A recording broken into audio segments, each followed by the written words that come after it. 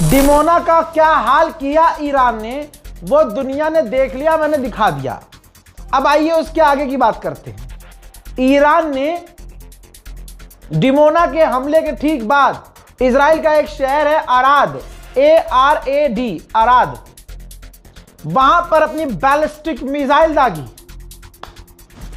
जो मिनट से पहले, पलक झपकने से पहले धड़ाम धुड़ूम धड़िश करके अराद के इलाके में गिरी। तबाही क्या मची, कुछ फोटो पहले आप देखिए, और मैं जरा फुल स्क्रीन करके दिखा रहा हूं आपको, ताकि आप तबाही के मंजर को सुकून से देखें।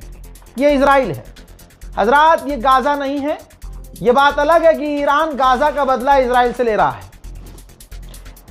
इजराइल का टॉप सिक्योर्ड शहर अराद, जहां आज तक मिसाइल नहीं पहुंच रही थी, वहां पलक झपकने से पहले ईरान की मिसाइल पहुंच गई। और अराद के शहर में जब ये मिसाइल गिरी तो आप इन बिल्डिंगों की हालत देख सकते हैं, और आपको हैरत होगी कि ईरान की सिर्फ एक मिसाइल अराद में गिरी थी। अल्लाह अकबर, अल्लाह अकबर। एक मिसाइल फादरलैंड के लिए काफी है अंधभक्तों। इसीलिए कहते हैं किसी को बाप बनाओ तो देखकर बनाओ। ईरान को बाप बनाते तो आज तुम्हारे चेहरे पर मुस्कान होती।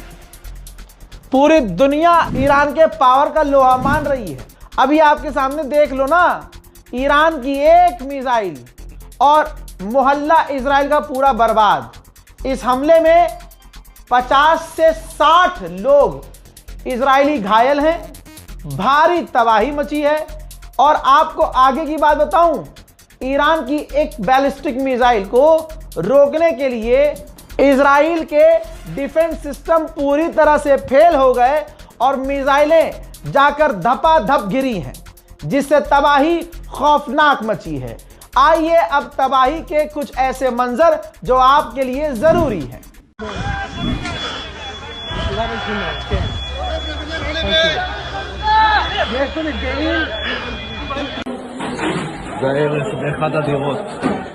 הרס באחד הדירות פה, למעלה יש פצועים חבל על הזמן.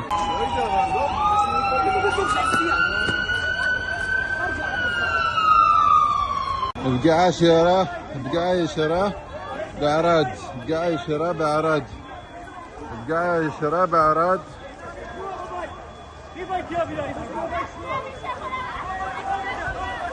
ערד ישראל, פגיעה ישירה, כל עולה באש. לאמבולנסים, בוא, אתה רוצה לתת לי את הילד? לעבור לך איתו? תן לי. שתעשה במכנסיים. בואו נתרחק מפה. חברים להתרחק, חברים להתרחק. अल्लाह अकबर, अल्लाह अकबर। इसीलिए कहते हैं सुपर पावर अल्लाह के सिवा कोई नहीं है। सुपर पावर सिर्फ अल्लाह है, और अल्लाह का बेहतरीन इंसान वो जो अल्लाह पर यकीन करे। तो अब दुनिया फैसला कर ले कि यजीदी फौज की तरफ रहना है या अल्लाह की फौज की तरफ रहना है। दोस्तों, दोहा के लिए जो वार्निंग जारी की थी मैं वो पहले बता चुका था, लेकिन नया मामला है। दोहा का जो ये मैप जारी किया है ईरान ने, जहां आसपास के सिविलियन को इस एरिया को खाली करने को कहा है। मामला यह है कि जो ये मैप है, यहां अल जजीरा का मीडिया ऑफिस है। अल जजीरा का यानी मीडिया जहां ऑफिस है, वो ही एरिया ईरान के निशाने पर है, और ईरान ने इसको खाली करने को कह दिया है। अब आइए थोड़ा सा और दिखा देता हूं कि ईरान ने इजराइल को कितनी ज्यादा ईदी दे दी है। बहुत ज्यादा, इतनी ज्यादा ईदी नहीं देनी चाहिए। ये देखिए, ये डिमोना की जगह है, इजराइल का डिमोना एरिया, जो सबसे ज्यादा इजराइल में सिक्योर है। जेरूशलम, तेल अवीव, इन तमाम जगहों से ज्यादा सिक्योर जगह है। इस डिमोना पर जब हमला ईरान ने किया तो ईरान की उस मिसाइल को भी रोकने की कोशिश की गई थी, लेकिन तबाही के मंजर आपके सामने चीख चीख के कह रहे हैं कि फादरलैंड छेद दिए गए हैं। मेरे दोस्तों, ये जो रात गुजरी है, जिसमें एक दिन पहले नेतन्याहू ने ईरानियों को चिढ़ाया था हैप्पी नौरोज बोलकर, ईरान ने असल में उसको सीरियस ले लिया और इजराइल के तमाम साथियों को ईदी दे दी। भाई कतर में जो हमला ईरान ने दोबारा से किया बीती रात, उसमें हिट हुआ हीलियम एरिया, जहां कतर हीलियम बनाता है और पूरी दुनिया को एक्सपोर्ट करता है। तो अब आप समझ लीजिए कि हीलियम क्यों चाहिए होता है, हीलियम की खासियत क्या होती है, आपके लिए हीलियम क्यों जरूरी है, आपका मुल्क हीलियम का क्या करता है, वो सब खुद सर्च करो।